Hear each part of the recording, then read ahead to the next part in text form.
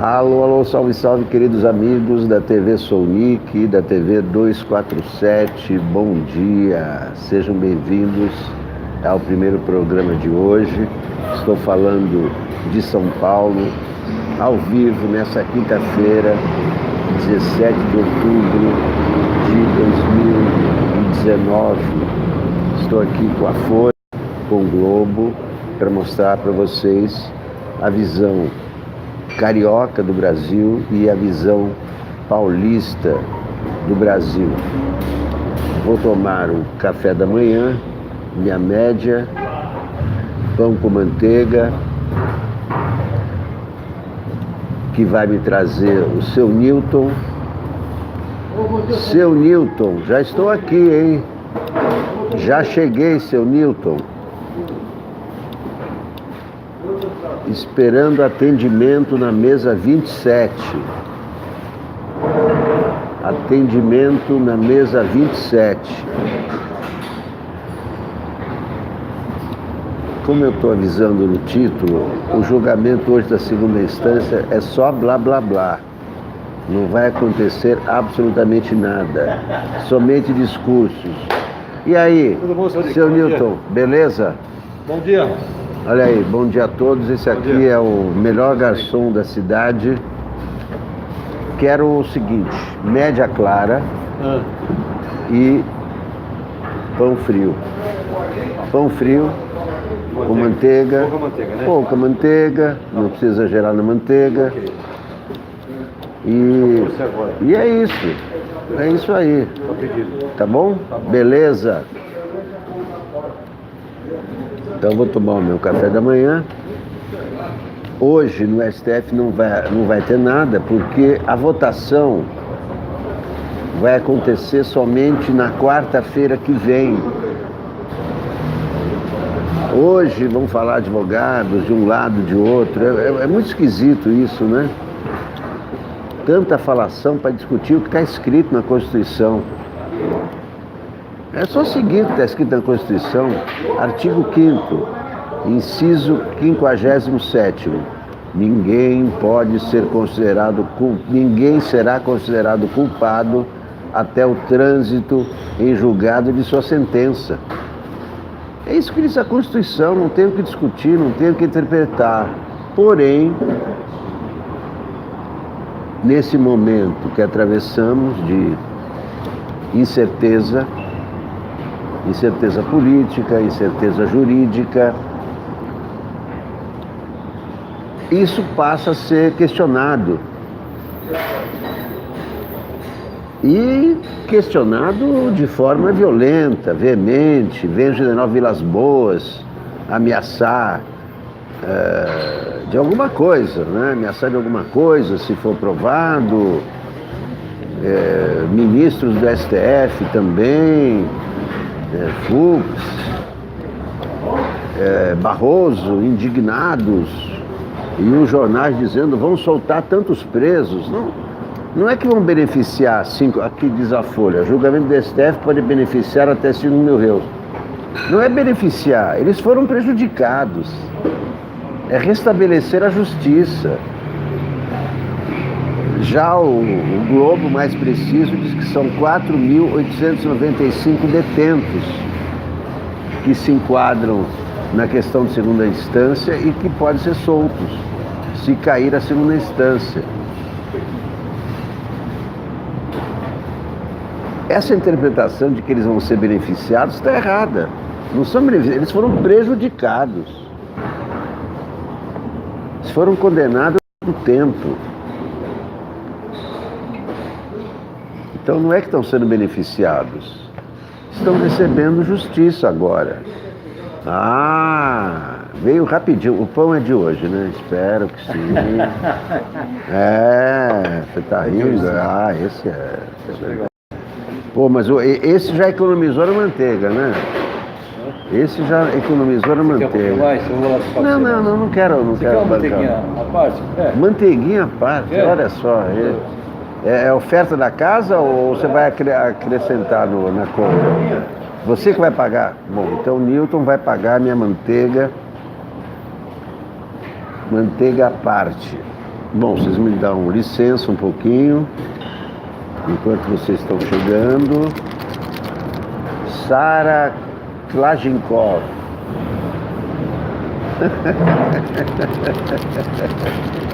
Ai, meu Deus do céu, meu Deus do céu. Vovô. Eu não tenho netos, né? Como é que as pessoas me chamam de vovô sem saber se eu tenho neto? Vocês já viram vovô sem neto? Ô, Nilton, tá me chamando aqui de vovô. Eu não tenho neto. Você não tem neto? Não, as pessoas para me ofender ficam chamando de vovô, sabe? É? Lance de velho, o cara tá e tal, né? Ô, velhinho, vai ser não sei o quê. Como as pessoas gostam de ofender, não? É tão fácil ofender, né? Acham que é ofensa a gente ficar velho. É ou não é? Quanto mais velho, mais bonito. Espero que todos cheguem à minha idade e me ultrapassem. Aliás, não adianta nem esperar nada. Isso aí é... Ninguém sabe. O destino, ninguém conhece o seu destino. Se os jovens vão ficar velhos, a única opção de não ficar velho é morrer. Se vocês preferem morrer antes. Marcos Gonçalves Valverde, abraço de Portugal. Muito bem. Meu filho mora em Portugal, em Grândola. Ô Nilton, pra que esse garfo e faca, hein? Pra cortar o quê?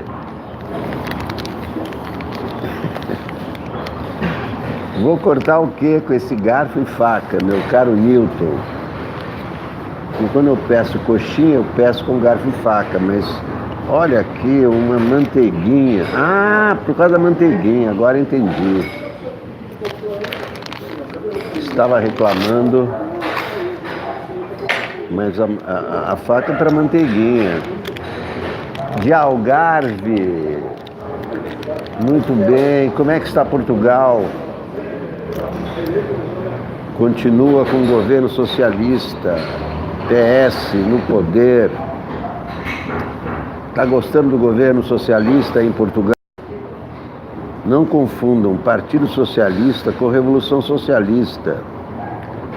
Partido Socialista segue o seu programa socialista. Não está bom, Marcos Gonçalves? Diz aí o que está acontecendo em Portugal, por favor. Cada um dos nossos telespectadores também é um repórter e pode contar para nós o que está acontecendo no lugar de mora.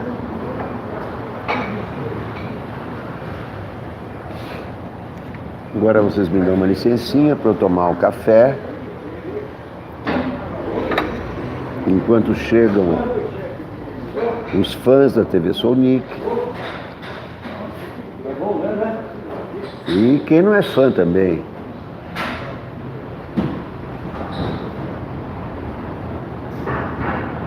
Ah, o Marcos não está gostando nada de Portugal. Então conta aí, como é que está a situação em Portugal, meu caro Marcos? Quero saber.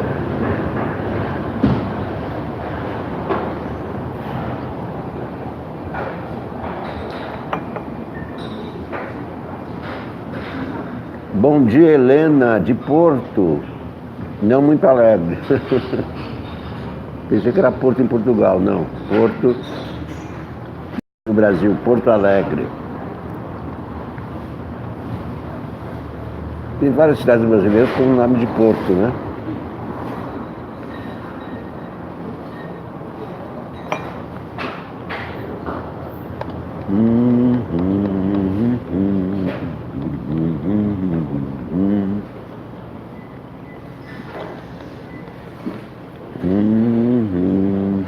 Hoje no STF não vai acontecer absolutamente nada, tá? Natália Brito, bom dia.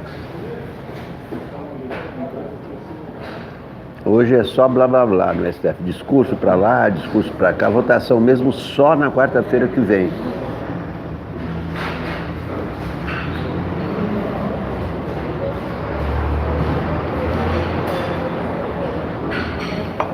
Só na quarta-feira que vem a votação está provocando tanta celeuma. E não devia. Basta ler a Constituição. Inciso 57º, artigo 5º. Ninguém será considerado culpado antes do trânsito julgado de sua sentença. Acabou. Não tem discussão. Está claríssimo na Constituição. E tem ministro do STF que viola a Constituição. É impressionante, né?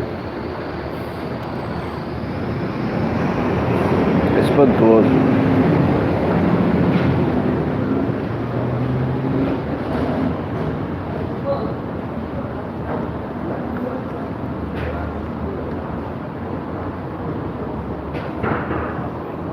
Ari Oliniski, bom dia.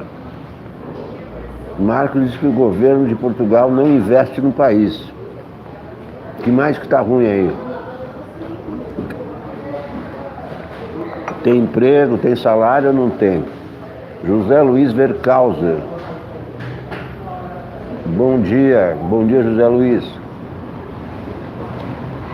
70 anos nos contemplam aqui, ó. 70 anos.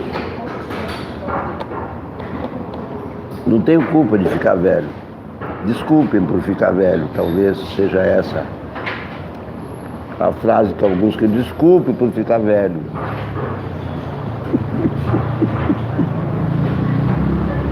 Tem uma opção, ou ficar velho ou morre. O que é melhor?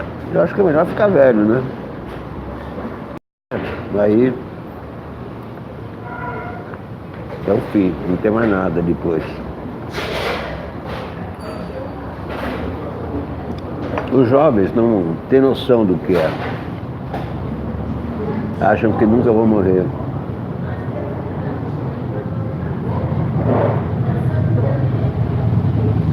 Sara Klajenkov. Não gosto do PT. Tudo bem, olha, eu acho que não tem nenhum problema de não gostar do PT. O problema é que você pode não gostar, mas não precisa jogar pedra, não precisa ofender. É isso que o Brasil precisa aprender, ou reaprender. Não precisa gostar de mim, mas não precisa me ofender, é só isso. Eu posso não gostar de você, mas não vou te ofender. E Luiz Helena, tu não és velho, tu és vivido, cheio de sabedoria. Velho é quem está parado, quem está em casa de pijama. Isso aí eu realmente não uso pijama, não durmo de pijama. Acho um horror andar de pijama em casa. Eu não tenho pijama.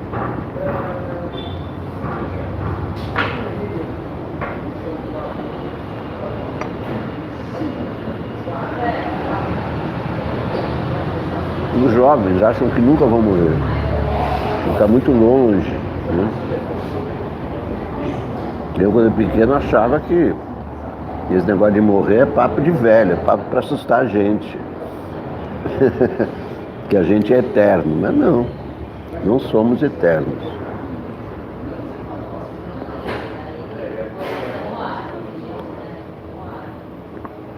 Ninguém faz live depois de morto, tanto que live é vida, né? Os transportes públicos estão uma desgraça. Educação e saúde nem se fala. Olha aí, problemas de Portugal. As pessoas acham que tem um partido socialista, então é o paraíso. E está aí. O Marcos contando. Todo o país tem problemas. Com o Partido Socialista, sem Partido Socialista. Mas está aí. Problemas em Portugal também, não é um paraíso. Muitos brasileiros querem ir para Portugal, sonham em ir para Portugal, achando que vão encontrar lá a terra do leite e do mel. Mas não é fácil. O mundo não é para principiantes. Tom Jobim dizia que o Brasil não é para principiantes. O mundo não é para principiantes.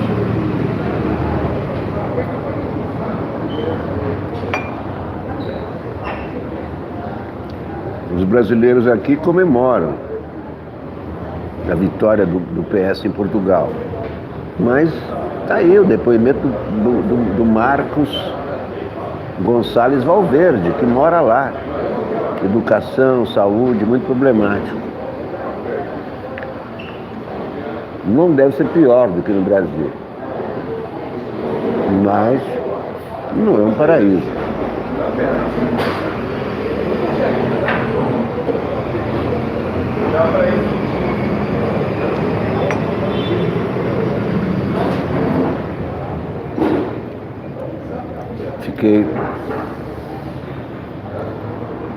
Estão doidos com déficit zero. O Ronaldo de Finanças, o ministro Centeno, é só cativações.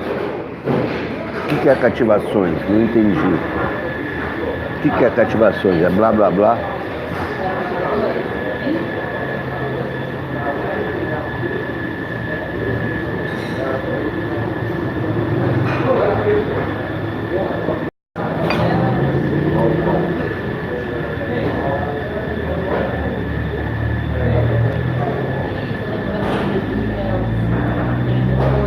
Fiquei pasmo com o Toffoli marcando a votação da segunda instância só para quarta-feira que vem. Por que esperar tanto tempo?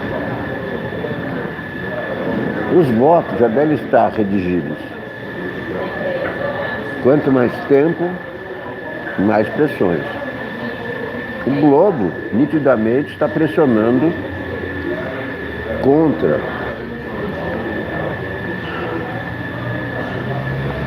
quer dizer, a favor da prisão de segunda instância, contra a Constituição. O Globo todo dia está falando contra a Constituição. O que é um crime.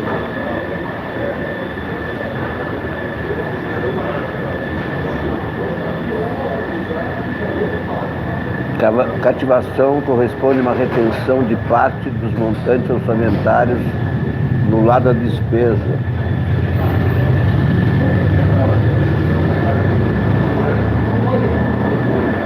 Retenção de despesa, é isso? É o tal do contingenciamento brasileiro, é mais ou menos isso, a cativação, contingenciamento.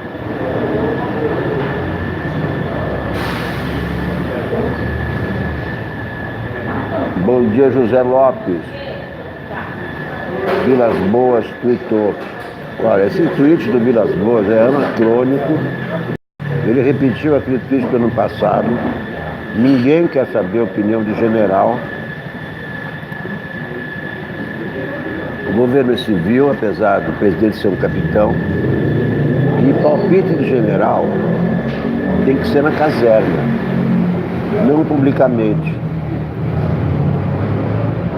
Pressionar o STF é também violar a Constituição. Ainda mais um general, mesmo de pijama, né? O Vilas Boas é um general de pijama. Mas está errado, não pode pressionar o STF, ameaçar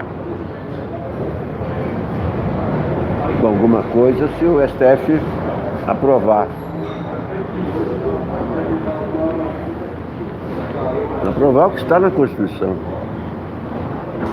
Como se precisasse, né?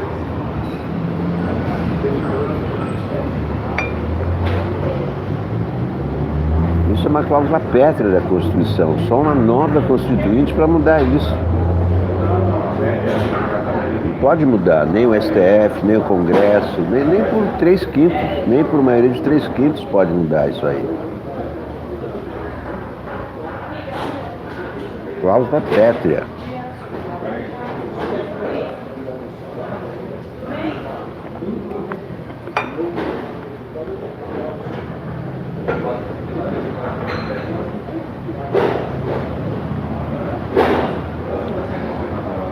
Então, a sessão do STF hoje à tarde não vai valer nada.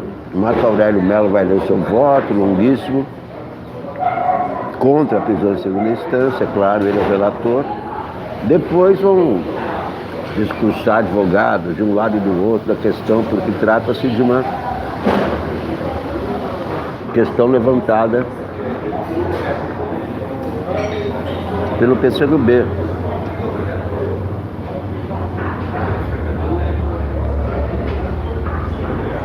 Então vão discursar advogados de um lado e de outra questão.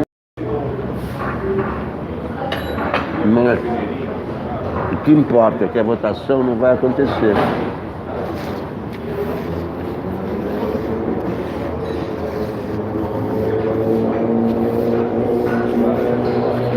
Pronto.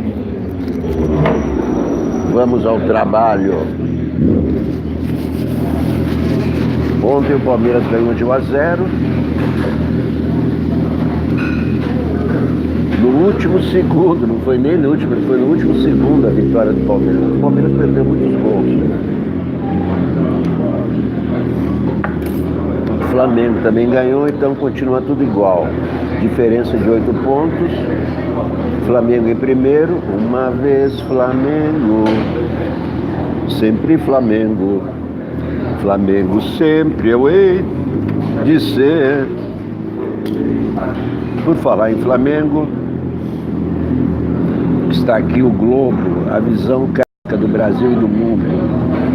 Retrato do Brasil, manchete do Globo. Desigualdade cresce e chega ao maior índice desde 2012. 2012 era o governo Lula. Olha aqui a manchete do Globo.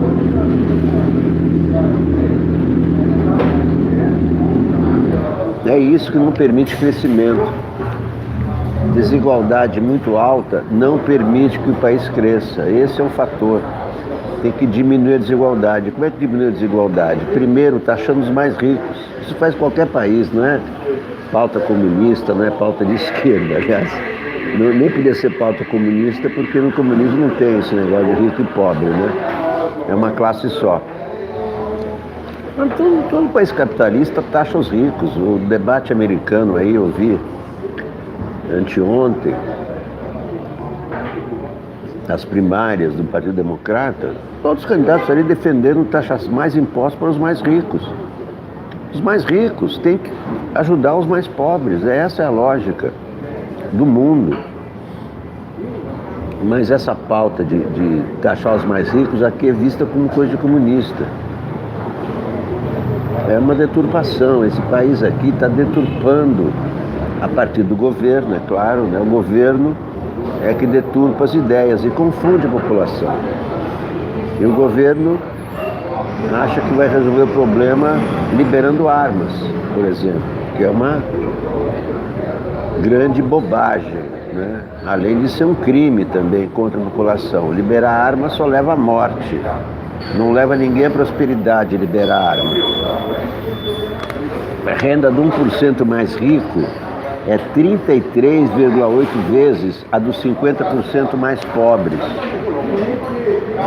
Os mais ricos é que tem que ajudar os mais pobres, não ficar acumulando dinheiro. Só a acumulação de dinheiro não resolve o problema do Brasil. E também não ajuda os mais ricos.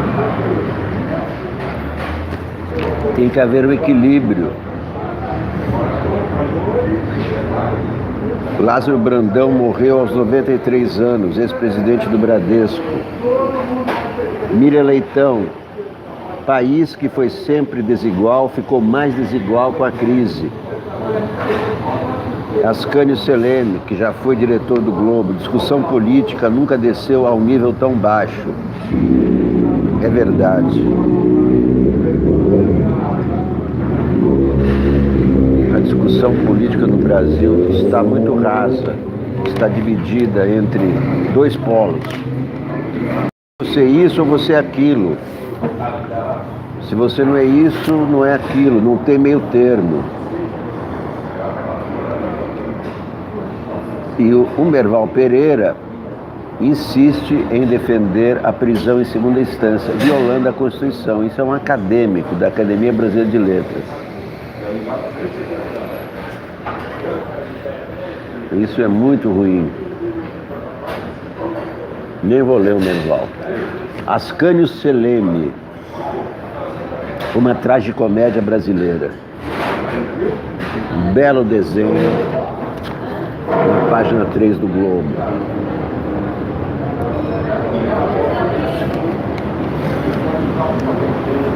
Mesmo antes de D. João VI aportar aqui em 1808, os políticos brasileiros já enfrentavam crises e travavam ásperas discussões em torno de programas e ao redor de ideias. Mas nunca na forma exuberante que se vê hoje. Jamais se desceu a ponto tão baixo, nem mesmo nas ditaduras de Getúlio e dos generais de 1964, tampouco com Collor de Mello, e em tempo algum os desacertos provocaram tanto espanto e tantas risadas como agora. Vivemos uma das maiores tragicomédias da nossa história. O Brasil está de ponta cabeça, de estômago embrulhado, muito mais do que apreensivo é verdade, mas ainda assim rindo aos borbotões. As asneiras e sandices que se leem e se ouvem quase diariamente em torno da família do presidente Bolsonaro são tão inusitadas quanto ridículas e engraçadas.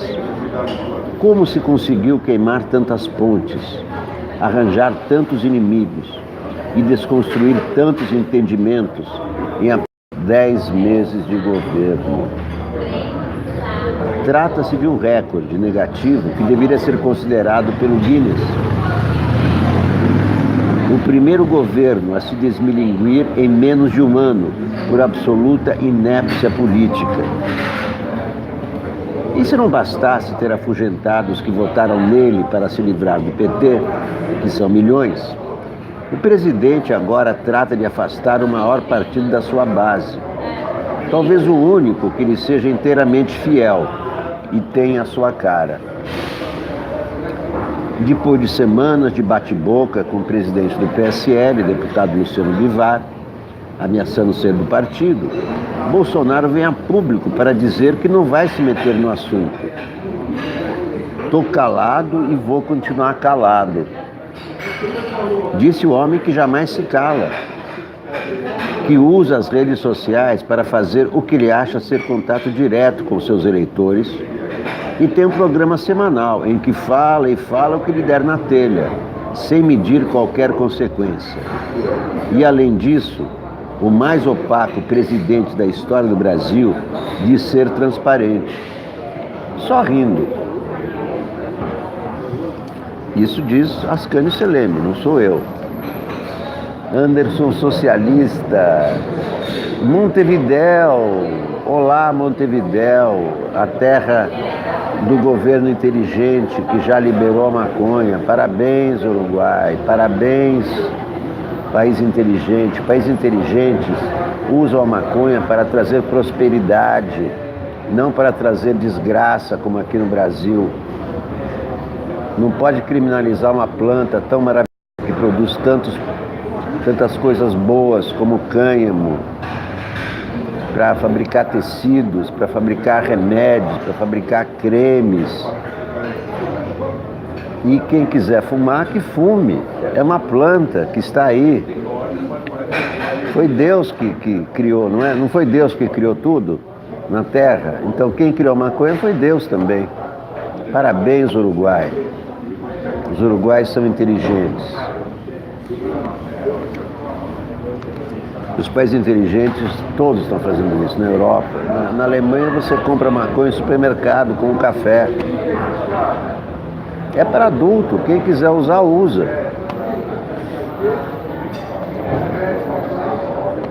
Não é, Anderson? Perto do fim do capitalismo, aí eu já não vejo assim. Eu acho que o capitalismo tem que ser criticado, tem muita coisa errada, mas daí o fim do... O que é o capitalismo? O capitalismo é... Agora, o problema do capitalismo são os caras que acumulam. Mas não acho que seja o fim. Acho que o capitalismo pode dar certo. Você pega a Noruega, é um país capitalista, as pessoas vivem bem. O que não pode é o capitalismo selvagem, o capitalismo hostil aos pobres, mas tem o capitalismo inteligente também. Eu não vejo nenhum problema. O problema é a acumulação. O cara que tem 1 bilhão, quer ter 10 bilhões. É isso que está errado. Vamos lá. Apesar de tantos episódios inacreditáveis, vemos agora esta troca de mensagens de quinta categoria nas redes sociais entre o vereador Carlos Bolsonaro e o senador Major Olímpio. Não, e nada importa para o país o que esses dois homens escreveram em suas contas no Twitter. Mesmo que um seja o filho problema do presidente da República e outro seja líder do maior partido governista no Senado. Sempre em torno do PSL e das suas contas, Carlos e Olímpio mostraram os dentes. Ambos têm razão. O vereador se acha um príncipe e o senador se presta ao papel de bobo da corte ao descer para conversar com Carlos em seus termos. Não vale a pena falar de cadela no cio ou de internação psiquiátrica. Acusações que fizeram parte da beligerância entre o príncipe e o bobo. O fato que não consegue ser afastado, contudo, é que o PSL tem que explicar suas contas e seus laranjais, e Bolsonaro também. As investigações que já vasculharam a casa e o escritório de Luciano Bivar e indiciaram o ministro que não tem sobrenome, Marcelo Álvaro Antônio. Ministro sem sobrenome, Marcelo Álvaro Antônio. Mostram que os seus métodos não diferem muito do que se viu na política nacional até aqui. O presidente do partido está enrolado. O presidente da República tem um ministro também enrolado, que ele teima em manter no posto, apesar do discurso de honestidade feito durante a campanha e reiterado 100 vezes ao longo dos últimos 10 meses. O colunista Hélio Gaspari tem toda a razão. Ele escreveu aqui ontem que Lula pode fazer diferença nessa mediocridade generalizada que tomou conta da política nacional. Com Fernando Henrique Cardoso, fora do jogo por opção própria, não resta mesmo ninguém além de Lula com estatura suficiente para fazer sombra a Bolsonaro. Com sua sentença cumprida ou interrompida pelo Supremo, tanto faz. Lula sairá da cadeia muito brevemente. E daí, salve-se quem puder. O circo tem tudo para pegar fogo. Eu não entendo como é que o general Vilas Boas fala em convulsão social se Lula for solto. Qual é a convulsão social? Vocês acham que vai acontecer aqui o que aconteceu no Equador, com os índios nas ruas durante 11 dias por causa do aumento da gasolina? Vocês acham que há alguma possibilidade de haver uma convulsão porque o Lula vai ser solto? Só na cabeça do general Vilas Boas.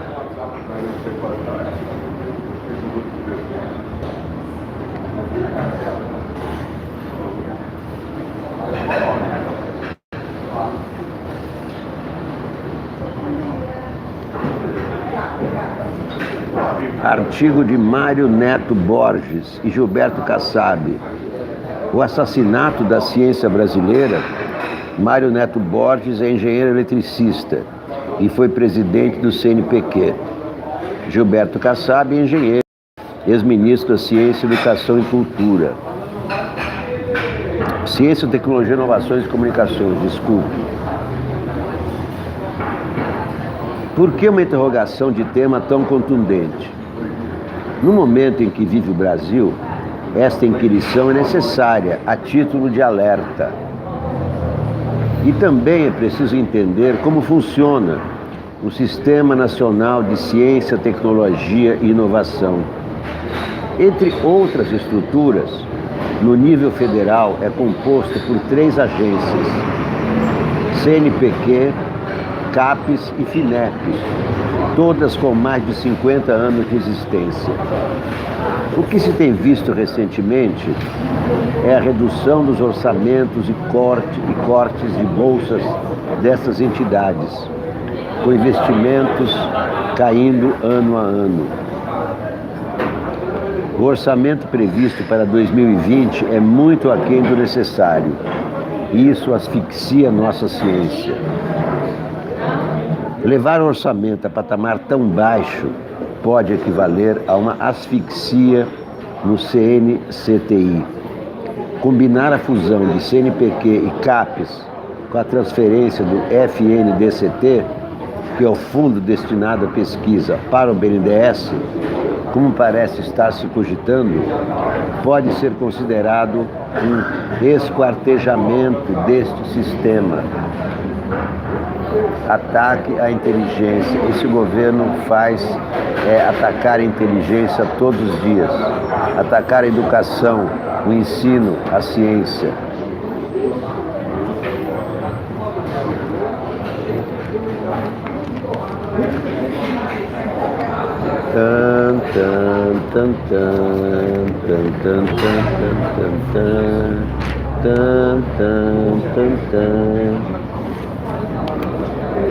Aqui a matéria sobre o impacto da prisão em segunda instância. Segunda instância tem impacto em 4.895 prisões e não em 170 mil, como anunciou o Sérgio Moro logo de cara. O Supremo Tribunal Federal começa hoje a julgar a legalidade das prisões após condenação em segunda instância, com possibilidade de rever o entendimento adotado em 2016 e que autoriza o início da execução da pena antes do trânsito em julgado. Entre os possíveis beneficiados, mais uma vez, não são beneficiados. Essas pessoas, ao contrário, foram prejudicadas. E o STF poderá restabelecer a justiça. Isso não é um benefício, isso é um direito. Está na Constituição.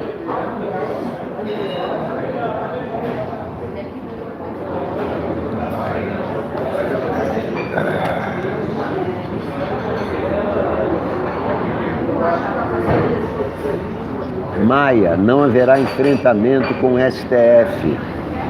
O presidente da Câmara diz que não vai pautar proposta de emenda à Constituição que tramita na Casa sobre prisão após condenação em segunda instância.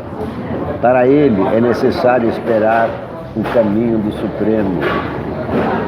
Isso são os trogloditas da Câmara, comandados por esse deputado Francisquini, que convocou a reunião na Comissão de Justiça da Câmara para discutir o que o Supremo está discutindo, que é a prisão em segunda instância.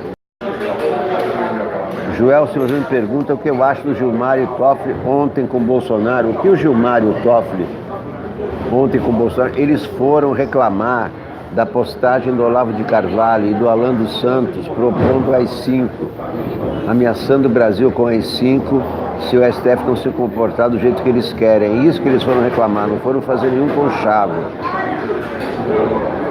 Eles foram protestar e fizeram muito bem, porque tanto o tweet do Olavo de Carvalho como do Alan dos Santos são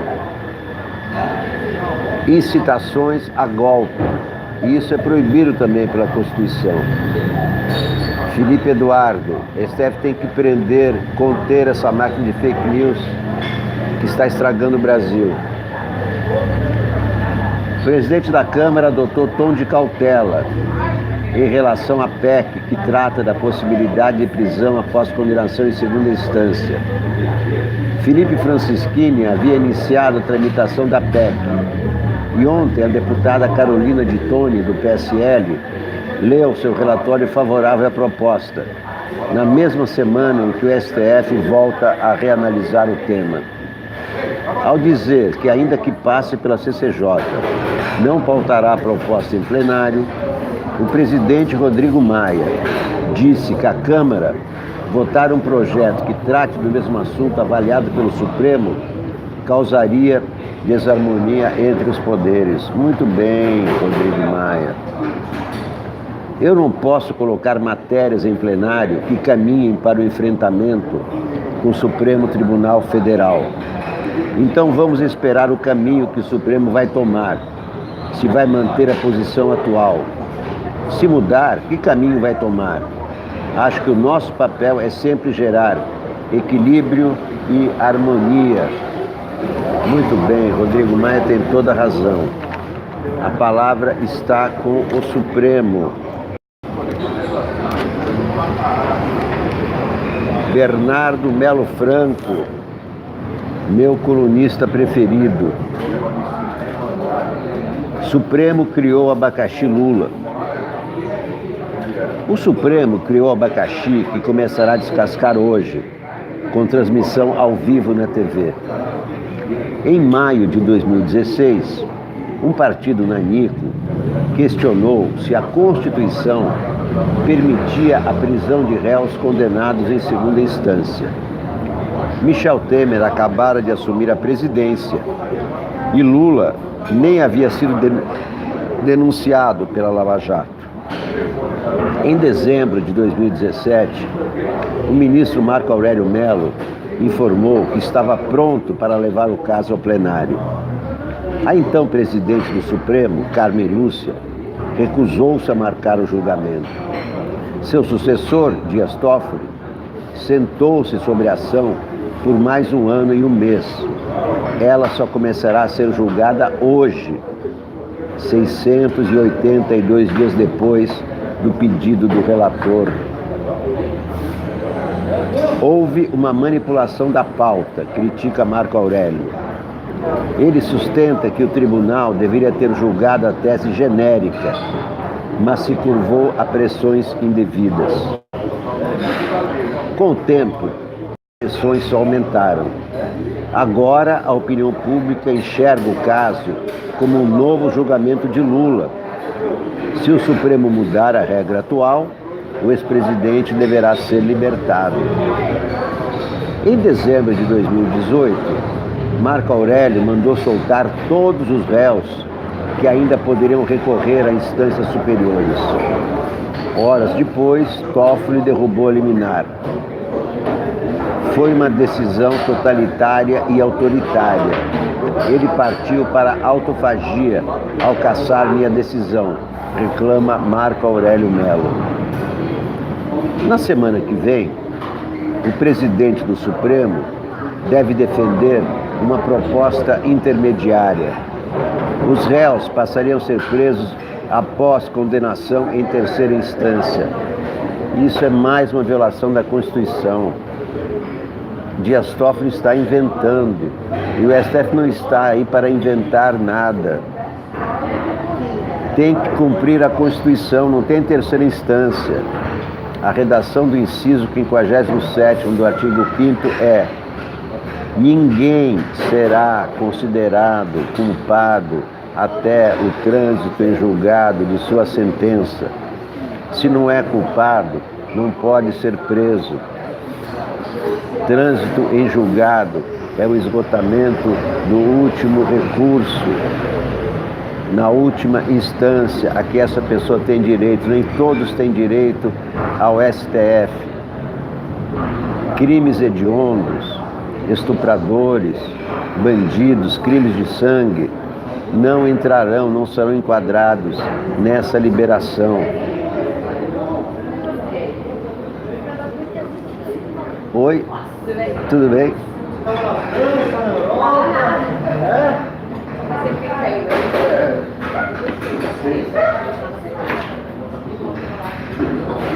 Na semana que vem, então, o presidente do Supremo deve defender uma proposta intermediária. Os réus passariam a ser presos após condenação em terceira instância. Isso manteria Lula na cadeia, já que o recurso dele foi rejeitado pelo STJ. Para Marco Aurélio, a fórmula de Toffoli cheira a casuísmo. Seria mais uma meia-sola constitucional.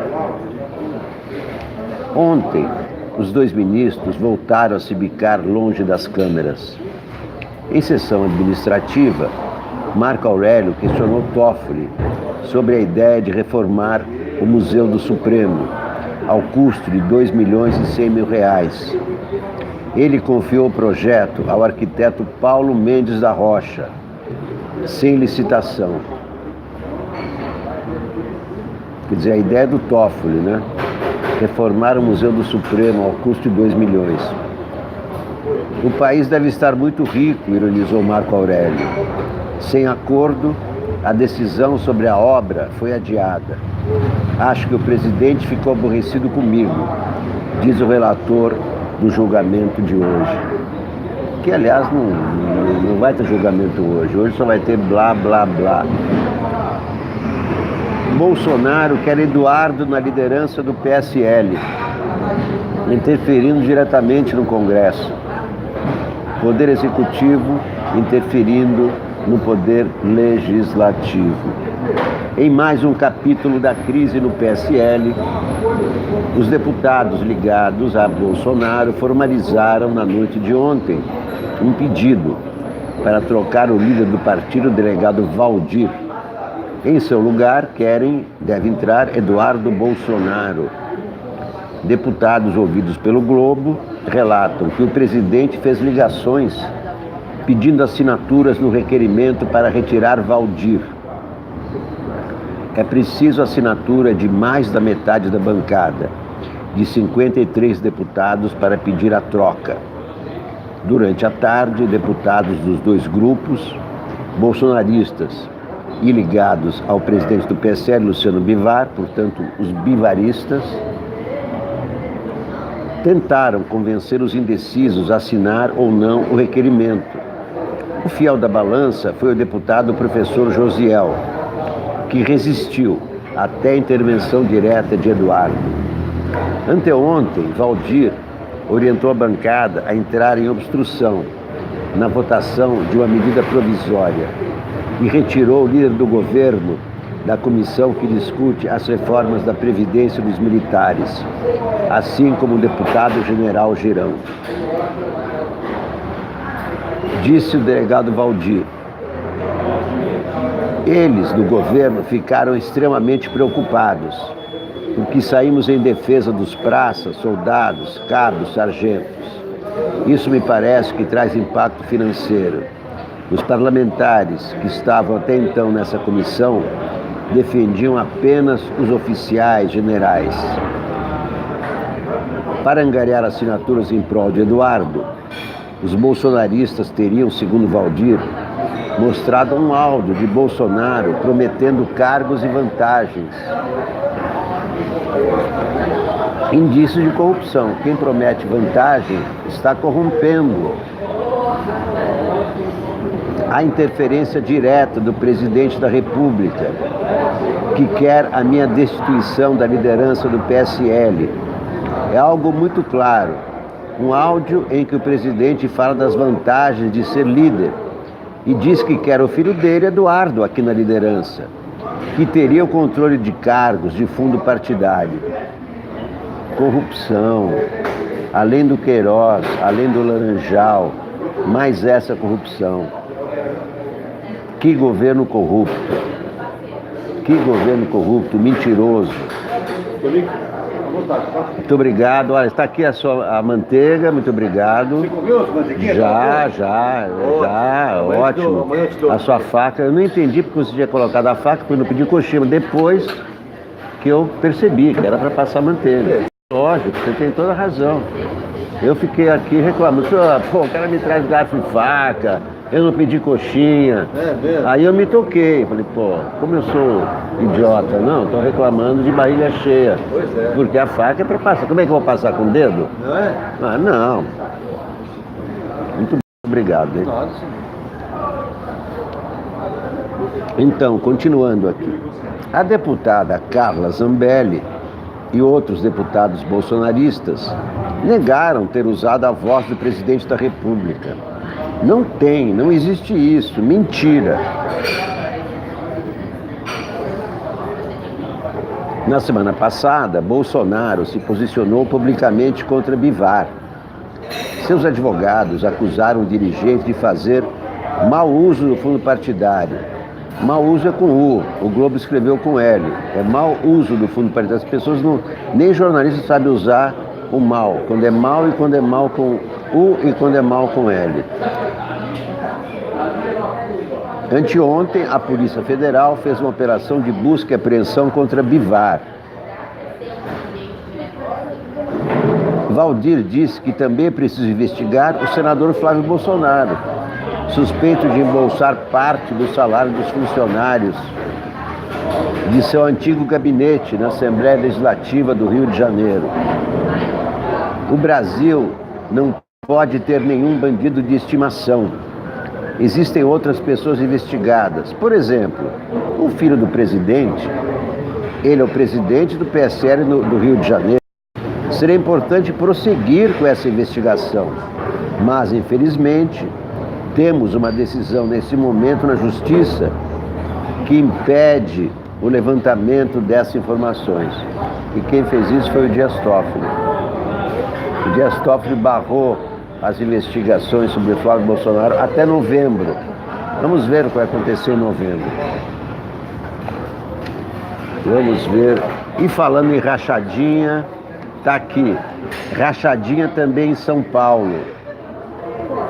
Rachadinha também em São Paulo. Ex-assessor era próximo da família presidencial. Flávio Junqueira na Granja do Torto. Acusado antes de acusar o líder do PSL na Lesp, Gil Diniz, de praticar rachadinha, Junqueira frequentava o círculo mais restrito de Bolsonaro e participou até do Réveillon na Granja do Torto, horas antes da posse em Brasília. Está aqui. O Junqueira e o Flávio Bolsonaro. O cara da rachadinha. Antes de denunciar o deputado estadual Gil Diniz, conhecido como Carteiro Reaça, pela prática de rachadinha na Assembleia Legislativa de São Paulo, Alexandre Junqueira, cujo apelido é Carioca de Suzano, frequentava o círculo mais próximo da família Bolsonaro.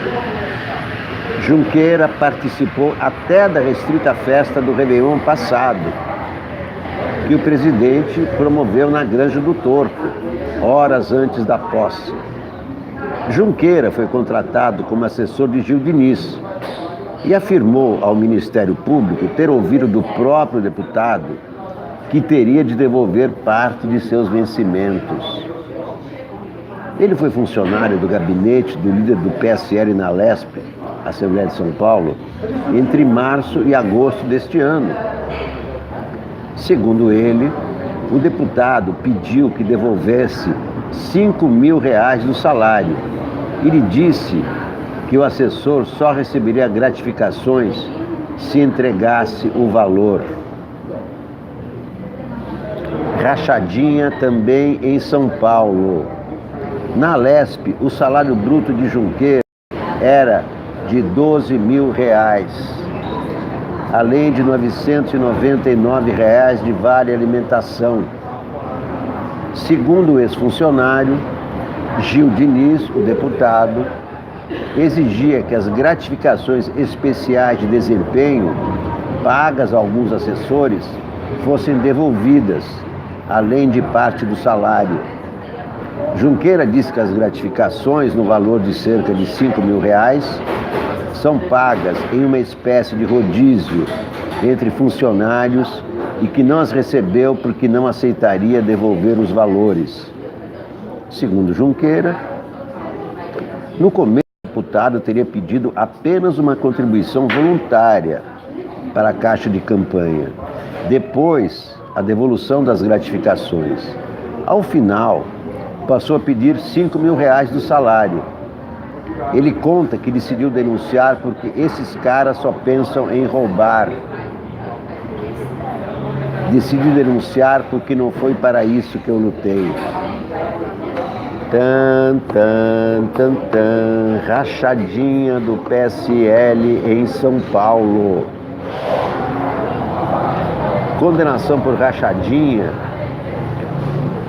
abarca toda a bancada. Se um deputado do PSL for condenado por rachadinha, toda a bancada do PSL de São Paulo estadual será cassada. E já há precedente para isso. Muito bem, essa é a visão carioca do Brasil. Vamos à visão paulista. Após exigência de CPF, somem do IR 1.200.000 jovens. Esse abuso do uso de siglas em jornal já era criticado por Vicente Leporassi, que fazia o programa na Rádio Bandeirantes exatamente como eu estou fazendo agora, leitura de jornais. Seu Lepora, chamado O Trabuco. Seu Leporassi, agora com Trabuco, vai comentar as notícias dos jornais. Seu Leporassi, agora com Trabuco, vai dar um tiro nos assuntos nacionais. Ô Leonardo Silva, não está chegando notificação para você? Puxa vida, o que será que está acontecendo?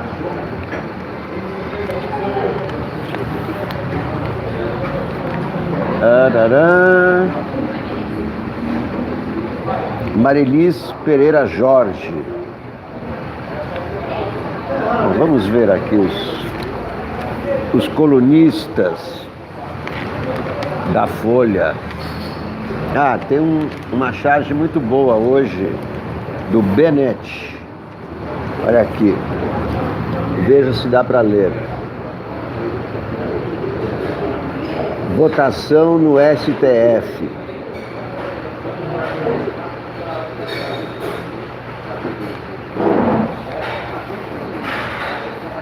Votação no STF. O que diz o juiz? Ninguém mais poderá ser preso em segunda instância, exceto aquelas pessoas que se chamam Luiz Inácio Lula da Silva. O que acham?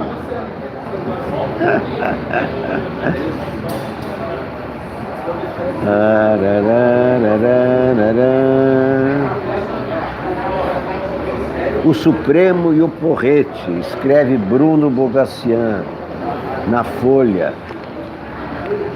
Ao recorrerem da decisão de Marco Aurélio Melo, que mandou soltar presos condenados em segunda instância em 2018, procuradores alertaram que aquela medida provocaria a soltura de 169 mil presos. O número impressionou, mas era falso. O Conselho Nacional de Justiça mostrou agora que 4.895 pessoas se encaixam nessa situação. Dados enganosos desvirtuaram o debate sobre a execução de penas no país, que o STF retoma nesta quinta. Em vez de discutir a interpretação da lei, alguns atores optam pelo terrorismo argumentativo, a começar do Sérgio Moro.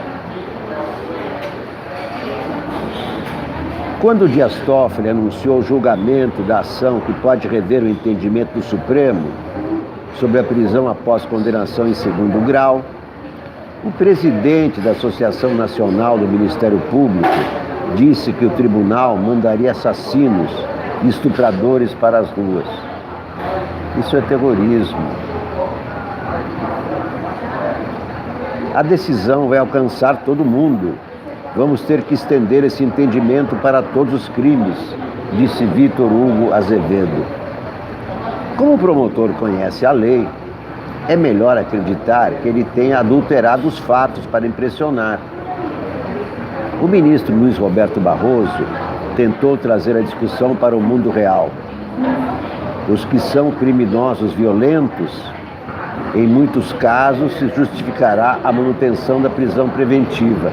É claro que os criminosos violentos não vão sair por causa disso, vão continuar presos.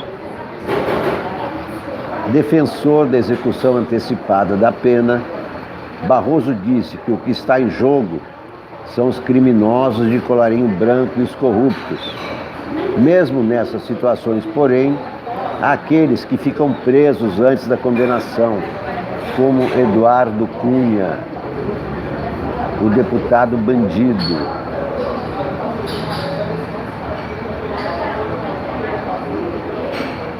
O goleiro Bruno não está na rua, o goleiro Bruno continua preso. O goleiro Bruno continua preso. O Supremo precisará deixar as distorções de lado e equilibrar a Constituição, que determina claramente a presunção de inocência, até que todos os recursos tenham sido julgados com seu desejo de fazer justiça. Em 2009, quando o tribunal discutiu o assunto, o ministro Eros Grau defendeu a prisão apenas após o trânsito ter julgado. A prevalecerem essas razões contra o texto da Constituição, melhor será abandonarmos o recinto e sairmos por aí, cada qual com seu porrete, arrebentando a espinha e a cabeça de quem nos contrariar.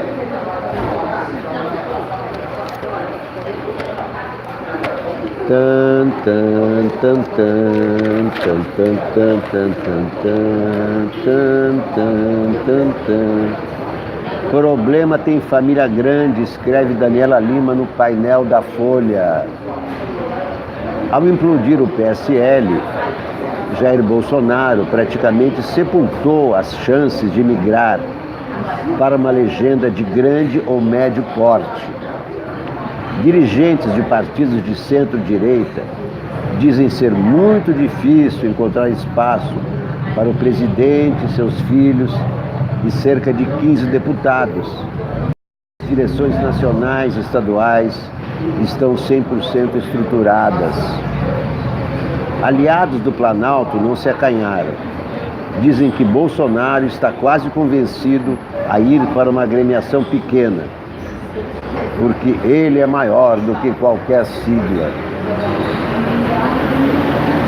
A bolsa de apostas do caminho a ser por Bolsonaro é liderada pelo Patriotas e pelo Partido da Mulher Brasileira, que mudaria de nome e estatuto. O Bolsonaro, no Partido da Mulher Brasileira, em seu ministério tem 2 mulheres. É o número mais baixo de mulheres desde a redemocratização. Não, Temer também não tinha, né? De tão fratricida, a briga no PSL virou piada nos corredores do Congresso. Um presidente de partido diz que acolher Bolsonaro é contratar o título de Bivar do Amanhã, em referência a Luciano Bivar.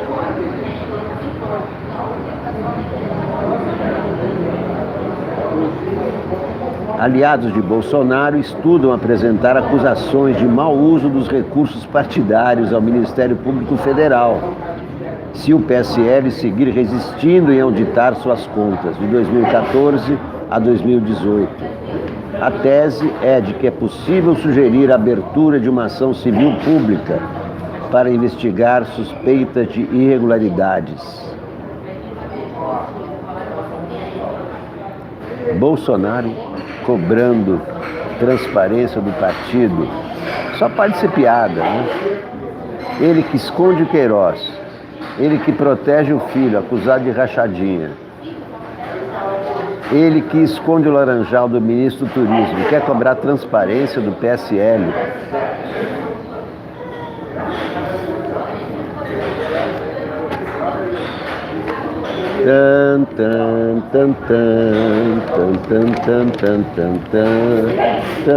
Saúde!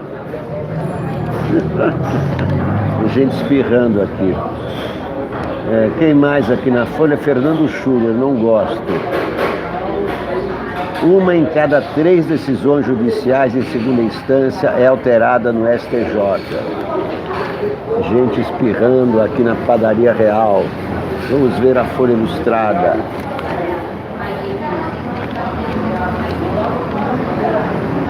Folha Ilustrada.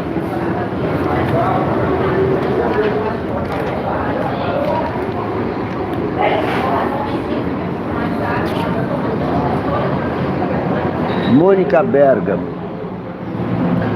A tentativa de deputados do PSL de aprovarem emenda para mudar a Constituição e permitir a prisão de um réu depois de segunda instância deve ser barrada no STF. Caso a Corte adote novo entendimento e não permita mais detenção nesta etapa do processo. De acordo com ministros do STF, o artigo que diz que uma pessoa só pode ser considerada culpada depois que todos os recursos de seu caso foram julgados é cláusula pétrea da Carta. e só poderia ser modificado por uma nova constituinte e não por emenda constitucional.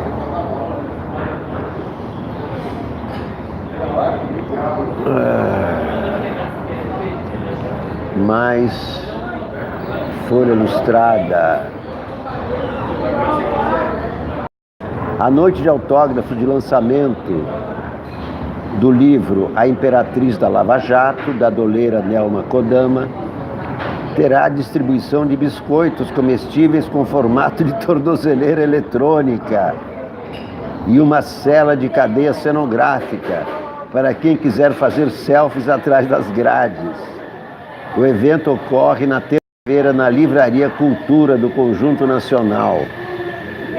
Nelma foi a primeira pessoa presa na Operação Lava Jato, em 2014. Ela passou para um regime aberto diferenciado em 2016, quando começou a usar a tornozeleira eletrônica. Neste ano, a doleira obteve autorização para retirar o dispositivo. E isso mostra que ela é muito bem-humorada. Está tirando um sarro da própria tornozeleira, que não está usando mais. Pena que eu não vou poder ir,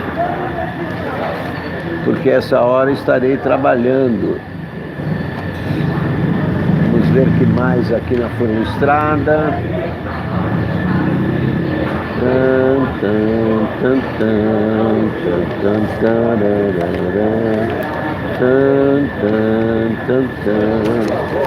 Vamos ver a última página. Ah, esse é bom.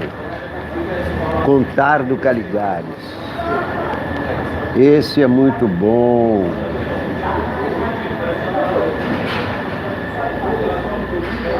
Num dia de verão de 1967, em Cascade, Colorado, uma tia da minha mulher contava a morte da mãe dela, avó de minha mulher, num sotaque forte do sudoeste dos Estados Unidos. Then she got the cancer. Aí ela pegou o câncer. Estranhei o que pegou, como se fosse uma infecção que vem de fora. E ainda mais o artigo, o câncer, não um câncer. Também ela logo acrescentou, como se fosse uma coisa boa ou uma sorte, que até o fim a mãe nem sequer soubera que estava com câncer. Quando eu tinha 11 anos, meu avô morreu de um câncer de laringe. Mudo, traqueostomizado, esperou que as células enlouquecidas atingissem a aorta. E numa manhã de domingo em que eu estava em casa, foi-se embora, me apertando a mão e espirrando sangue pela cânula traqueal. Acompanhei outro sogro, o avô de meu filho, num verão quente em Grenoble, na França, tentando vencer uma leucemia monoblástica aguda. No meio de uma tarde, do nada, embora ele fosse médico, disse: se soubesse que seria assim, nunca os deixaria tentar me curar. Poderia continuar com mais parentes e mais amigos, ou com os muitos pacientes que acompanhei ao longo de um câncer, que acabou bem ou mal, ou que não acabou. Também poderia continuar com as histórias de meus cânceres.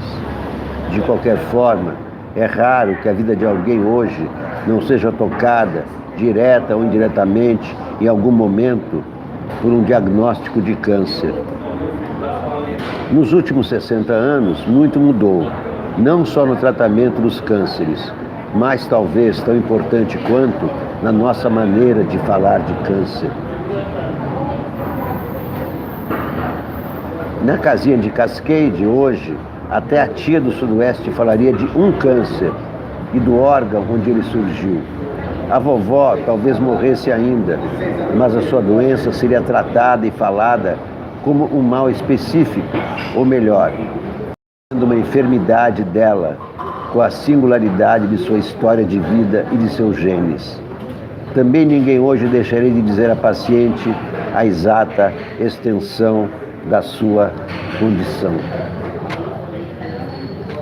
Carlos Murak recebeu meu livro, muito bem, muito obrigado por comprar meu livro. Quero lembrar a todos, já está à venda, A Última Batalha de Napoleão. em formato de book, PDF, para você ler aonde quiser, no celular, no tablet, no computador, a apenas R$10. A Última Batalha, primeiro dos livros da biblioteca do Sounic. Vou lançar outros em breve.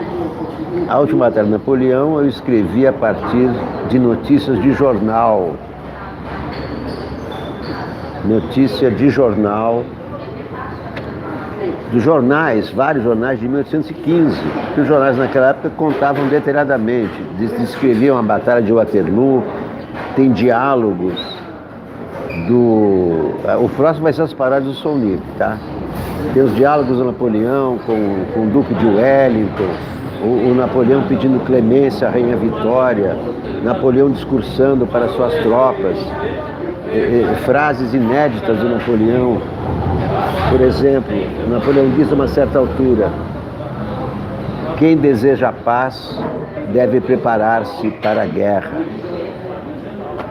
Essa e outras frases célebres históricas de Napoleão Bonaparte na minha peça A Última Batalha de Napoleão. Quem quiser contribuir com a TV Sounic, temos o projeto Catarse, contribuições mensais a partir de R$10. Temos também o Superchat, você pode contribuir com qualquer valor aqui, ao vivo, nesse momento, se você quiser. Quem não puder ou quem não quiser, também, é claro, muito bem-vindo para assistir o programa. Muito obrigado a todos por assistirem. A TV Sounic é uma TV do diálogo. Aqui eu procuro evitar, já falei do General Vilas Boas, já falei que, primeiro, não tem nada de convulsão, ele disse que vai ter convulsão se o Lula for solto. Eu não vejo nenhuma possibilidade de convulsão, nem quando o Lula foi preso, nem quando será solto. Não há nenhuma convulsão. Depois, outra coisa, general não pode ficar dando pitaco. Isso é um governo civil, democracia. O general tem que conversar ali na caserna. Mas é um general de pijama, inclusive. Ele deve conversar na caserna e não publicamente, dando pitacos, ameaçando, intimidando. O general Vilas Boas tem que entender que estamos numa democracia e não numa ditadura, apesar do presidente querer a todo momento transformar a nossa democracia numa ditadura. Muito obrigado a todos, meus amigos. Até a próxima. Tchau.